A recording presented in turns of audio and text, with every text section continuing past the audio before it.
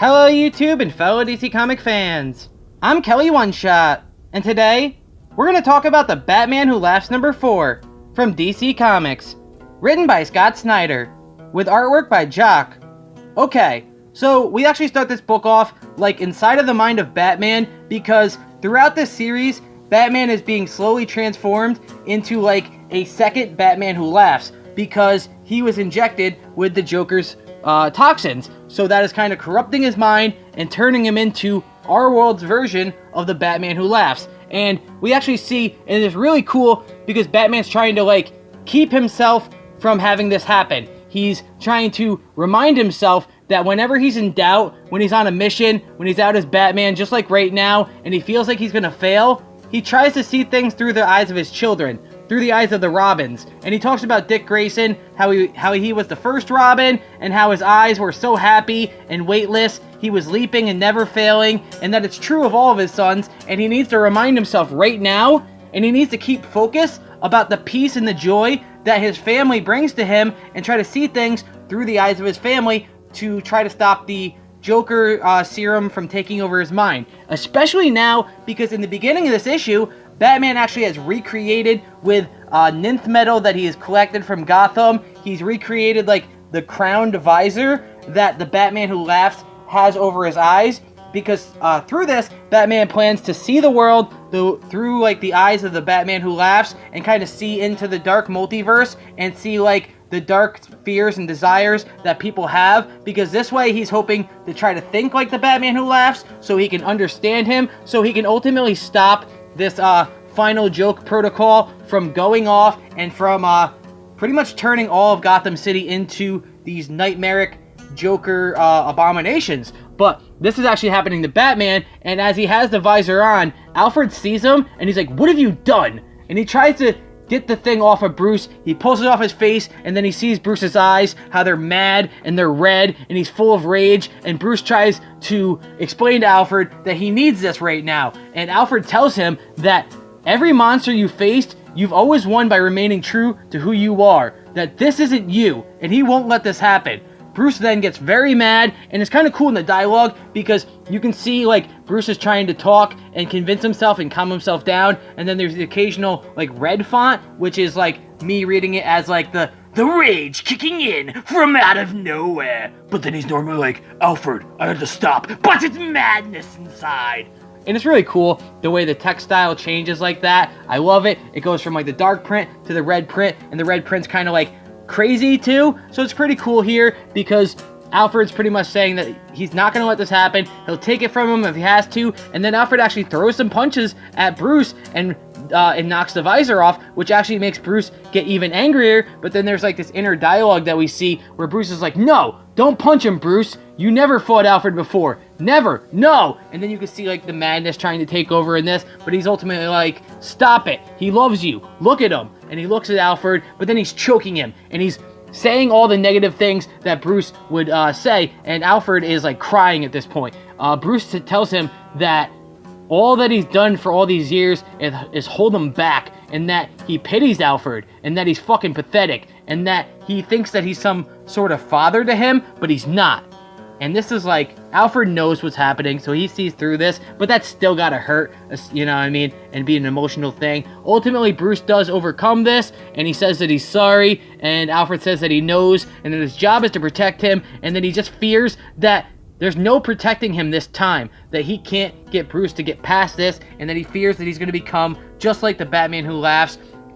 Ultimately then Bruce does put the visor on, and he drives out into the night, and he says that he's gonna go and see the world the way the Batman Who Laughs does. We actually then go to the Batman Who Laughs, who is with the Grim Knight and Jim Gordon, and the Grim Knight's pretty much telling Jim Gordon that this is the first time they've met in this way, because he was transformed into the Batman Who Laughs on his world after the Joker finally like lost it and went off the edge and started killing everybody, killing all of the villains, Killer Croc, Mr. Freeze, all the villains, hundreds of people dead. And then he mentions that Jim Gordon on his world tried to still take the Joker in by the book, so the Joker actually blew him up. He some kind of spring-loaded acid trap, so this is the catalyst that turned Batman into the Batman Who Laughs on his world. So he's never met Jim Gordon, but he says, on our world, we used to be the best of friends, Jimmy. The best.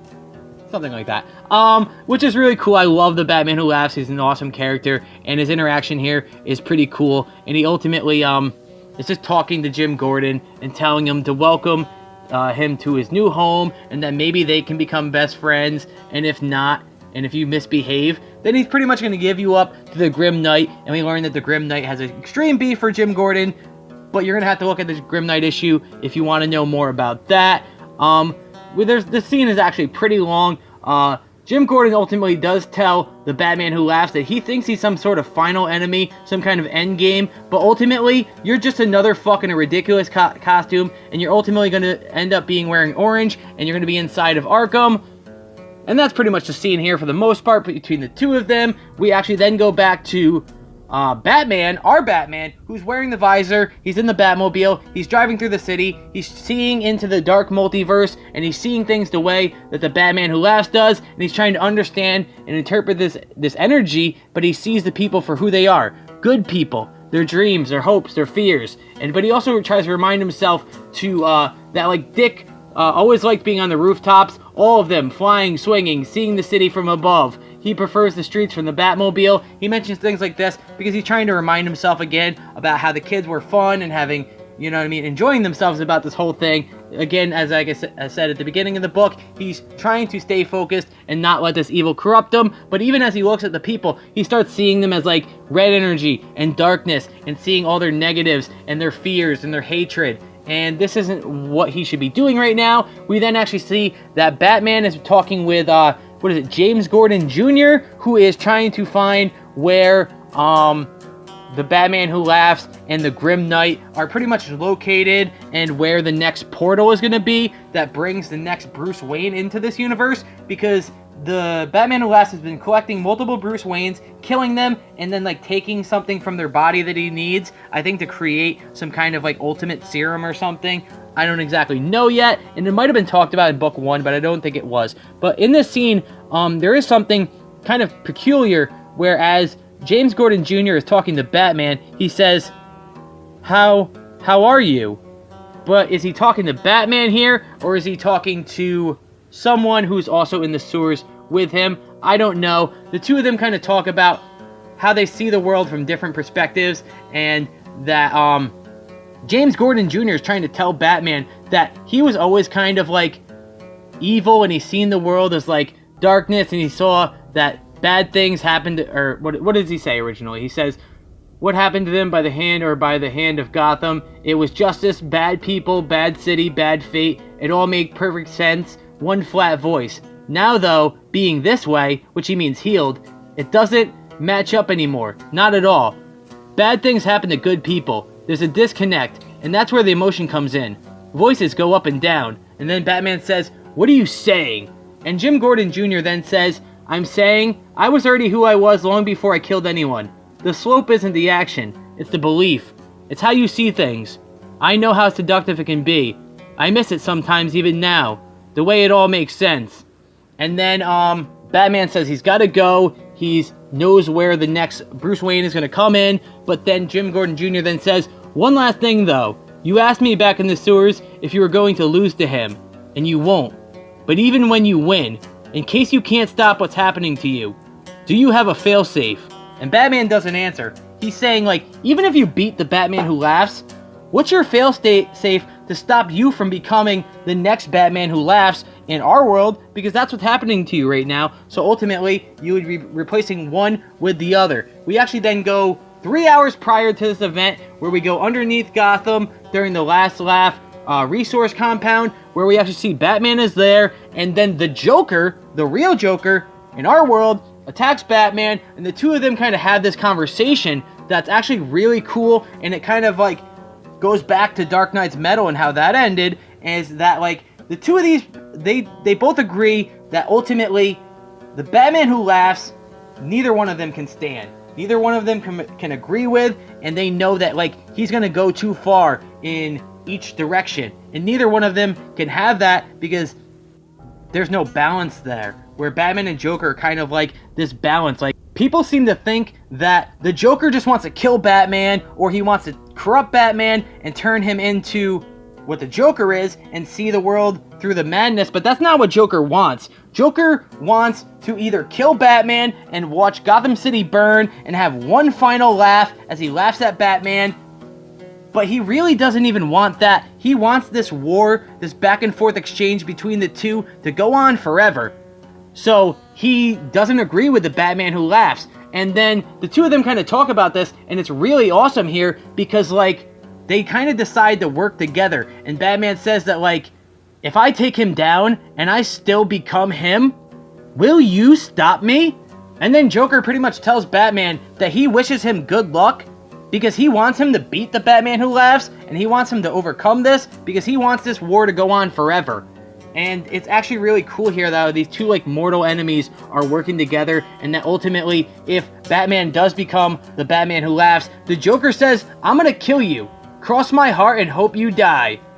And then we actually go to Blackgate Prison, where Batman realizes that the next Bruce Wayne is going to be brought through a portal inside of this, like, unused wing. He goes there, and there's this kind of weird energy, and then all of a sudden, after he, like, has this interaction with what he believes is one of the police officers, David Harper, you're 29, you have a wife and kid, you called Madeline, okay, yeah, so when he's talking to the officer, all of a sudden, Bruce is then sucked in through the portal to where this other Bruce is going to be coming from, which is this different version of Blackgate, which is actually run by an older man, Bruce Wayne, and he's kind of like, why did you come here? What are you doing here? Then the two of them actually get sucked back into our reality, and they're like, what's going on? What's happening here? And then all of a sudden, a bunch of other cops show up, and this wall is then put up between the Bruce Wayne from the other world and Officer David Harper, who Batman was talking to earlier, and Batman's like, what's going on? What's happening? And then this officer seemingly kills this other Bruce Wayne, and he ultimately reveals to Batman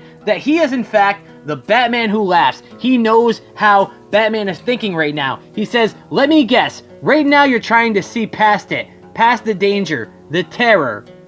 You're trying to see things through the eyes of your Robin, aren't you? Because he understands how Batman thinks, because he was once exactly like him. He is the same person. He is ultimately Bruce Wayne. He thinks the same way, so he knows how Bruce is thinking right now.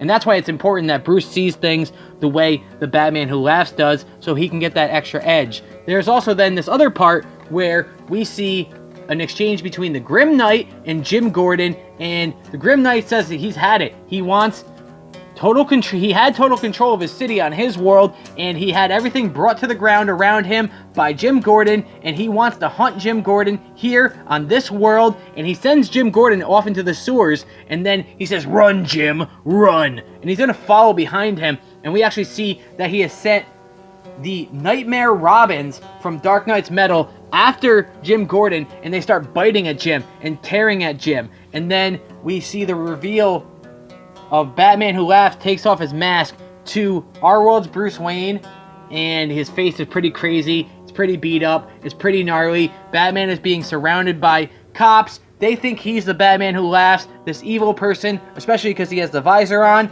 The officer then puts his visor back up. The officer is ultimately the Batman Who Laughs, and he has like this face tech thing going on that makes him look like David Harper, but he's really the Batman Who Laughs from, you know, Dark Knight's Metal or whatever, and he tells him, that's the Batman Who Laughs, stop him, guys.